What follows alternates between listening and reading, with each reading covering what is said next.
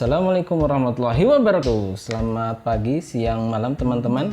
Bertemu lagi dengan saya Ridho tanpa Roma tanpa irama di Ulas Buku episode kedua.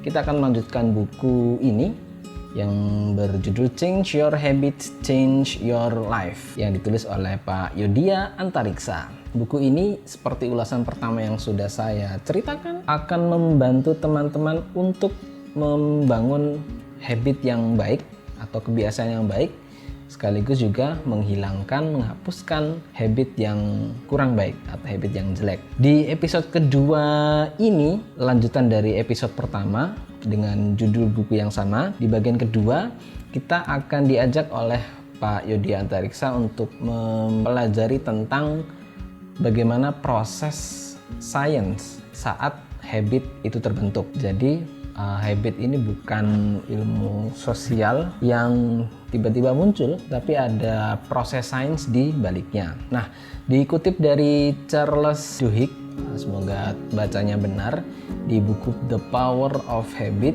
Habit itu ada 3 komponen yang disingkat dengan 3R. Yang pertama adalah reminder, yang kedua rutin, dan yang ketiga reward. Reminder, rutin, dan reward. Reminder ini diartikan pemicu atau bahasa kerennya trigger mungkin ya. Nah, di trigger ini ada paling tidak 5 hal yang bisa memicu munculnya habit. Yang pertama waktu. Waktu ini contohnya kita mungkin bisa ditanyakan atau kita bisa refleksi diri kita sendiri. Di waktu tertentu kita pasti punya habit sendiri. Contoh, pagi hari setelah bangun tidur, kita punya habit bagi yang muslim untuk sholat subuh. Setelah sholat subuh, macam-macam, ada yang olahraga, ada yang ke pasar, ada yang langsung scrolling HP, ada yang membaca Al-Quran, dan seterusnya. Begitu pula waktu siang hari, waktu saat menunjukkan pukul 12:30, tiba-tiba perut sudah terasa lapar. Sudah tanpa dikomando kita punya habit tertentu di waktu tertentu. Jadi waktu adalah salah satu contoh reminder atau pemicu. Lalu yang kedua, tempat. Tempat ini berarti atau lokasi atau tempat tertentu menentukan habit kita. Jadi saat kita berada di lokasi atau tempat tertentu, itu memunculkan habit tersendiri. Saat kita duduk, di sebelah kanan kita ada meja kecil, ada buku. Nah, lalu habit kita otomatis muncul, kok enak-enak, ini kayaknya enaknya ngopi. Kebiasaan jadi habit ngopi saat kita bersantai duduk dia di pojokan. Atau saat di perpus kita punya kebiasaan, yakni setelah masuk di perpus langsung mencari buku-buku yang dari covernya kelihatan menarik. Saat kita di kantor pertama kali datang setelah naruh tas, kebiasaan kita langsung menyalakan komputer atau mengecek peralatan kita dan sebagainya. Itu contoh tempat menjadi trigger dari habit tertentu. Yang ketiga, triggernya adalah waktu atau kejadian yang sebelumnya. Jadi bisa jadi habit kita terbangun, habit kita muncul saat melakukan kegiatan tertentu. Contoh, saat saya sedang makan siang, saya punya habit untuk menyiapkan minum atau 1 botol minuman yang sudah siap diminum. Itu seolah-olah kalau saya tidak menyiapkan itu, ada yang hilang dari makan siang saya. Atau mungkin dari teman-teman ada yang punya kebiasaan nggak bisa kalau sedang makan itu atau setelah makan perlu melakukan aktivitas lain. Nah, ini bagi para perokok sejati akan ada yang kurang jika setelah makan tidak menyalakan rokoknya. Nah, yang keempat, pemicunya adalah perasaan atau keadaan teman-teman seperti apa. Contoh, kita punya kebiasaan kalau hati kita sedang senang, kebiasaan kita suka bagi-bagi makanan. Ada yang kalau hatinya senang punya kebiasaan untuk bagi-bagi hadiah, bagi-bagi uang. Enak ya kalau jadi temannya ya, kalau teman kita lagi senang dia punya habit, punya kebiasaan bagi-bagi uang.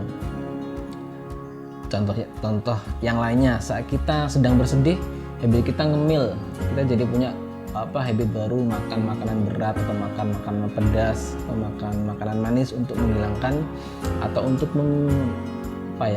menyesuaikan dengan kondisi perasaan atau hati kita. Dan pemicu yang kelima, yang terakhir, yakni orang-orang yang ada di sekitar kita. Bisa jadi habit kita itu muncul terbentuk karena orang-orang yang ada di sekitar kita.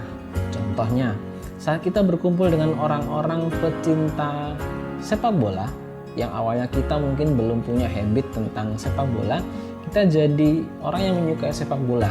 Kita menyukai hal-hal yang dibicarakan tentang sepak bola. Begitu pula contoh, saya pengen lebih sehat, oleh karena itu saya berkumpul dengan pecinta olahraga sepeda. Saat saya berkumpul dengan orang-orang ini, saya semakin termotivasi untuk membangun kebiasaan saya untuk bersepeda dengan orang-orang ini. Jadi sekali lagi, pemicu habit kita bisa dari orang-orang yang ada di sekitar kita. Yang saya sebutkan tadi, mulai dari waktu, lokasi, kejadian yang lalu, perasaan orang-orang, ini contoh habit yang baik.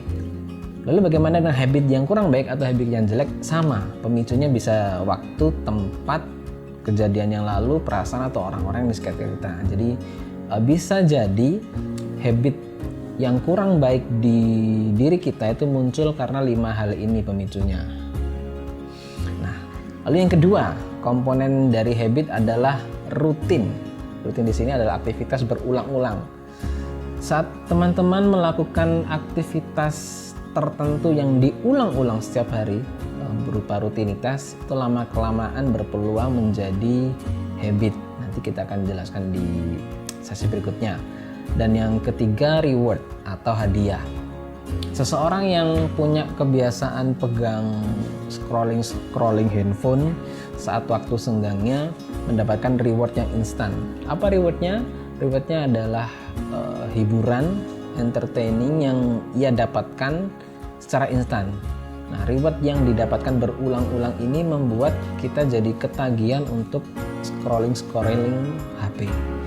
Jadi sekali lagi, komponennya adalah reminder, rutin, dan reward. Paduan dari sini, dari ketiga hal ini disebut dengan habit loop atau siklus habit, perputaran habit. Yang pertama dari cue, ini atau triggernya, bisa waktu, tempat, kejadian yang lalu, perasaan atau orang-orang jadi cue-nya, lalu menjadi rutinitas dan dapat rewardnya. Nah, jika ini diulang terus-menerus, maka bisa dipastikan siklus ini akan menjadi tumbuhnya habit baru, baik itu habit yang baik ataupun sebaliknya. Contohnya, ada seorang pekerja atau karyawan setiap jam 3 itu istirahat, dia pergi ke kafetaria yang dekat kantornya dan menikmati gorengannya. Itu dilakukan hampir setiap hari di jam yang sama. Nah, rewardnya saat dia menikmati cemilannya saat istirahat ini, dia bisa bertemu dengan temannya, ngobrol kesana kemari dan mendapatkan semacam kebahagiaan tersendiri karena dari rutinitas kantor yang sebelum dia istirahat sudah penumpuk dengan tugas-tugasnya. Saat jam 3 dia istirahat, kemudian menikmati cemilan di kafetaria, lalu bertemu dengan temannya yang sebagai reward dari hasil triggernya yang dilakukan terus-menerus. Nah, jika siklus ini dilakukan, maka dia punya habit baru, yakni ngemil saat jam 3. Nah, itu contoh sederhananya. Nah, di bagian terakhir atau di komponen terakhir, maksud saya di sesi terakhir di bagian ini, yakni Antariksa menyampaikan bahwa saat kita ingin membentuk habit baru, itu akan membutuhkan energi yang sangat besar, sehingga tidak heran saat kita mengupayakan tumbuhnya habit baru, terutama habit yang baik, itu kita sangat butuh kekuatan yang ekstra, kita butuh energi yang besar. karena seringkali tidak bisa jadi rutin karena kita baru memicunya, baru mencobanya 1 kali, 2 kali, yang ketiga bolong, 4 kali, 5 kali, yang keenam bolong, begitu seterusnya. Kita membutuhkan energi yang besar untuk membentuk habit baru.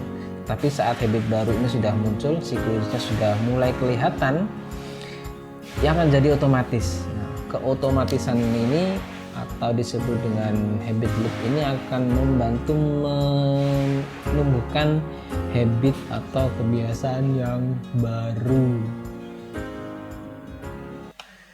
Ya, demikian ulasan kedua, episode kedua dari Ulas Buku. Saya ucapkan terima kasih sudah menontonnya, semoga bermanfaat. Dan bagi teman-teman yang belum tergabung di komunitas Ulas Buku, silakan klik link yang ada di deskripsi. Nanti Anda akan tergabung di komunitas via WhatsApp group maupun lewat Telegram untuk mendapatkan ulasan-ulasan buku yang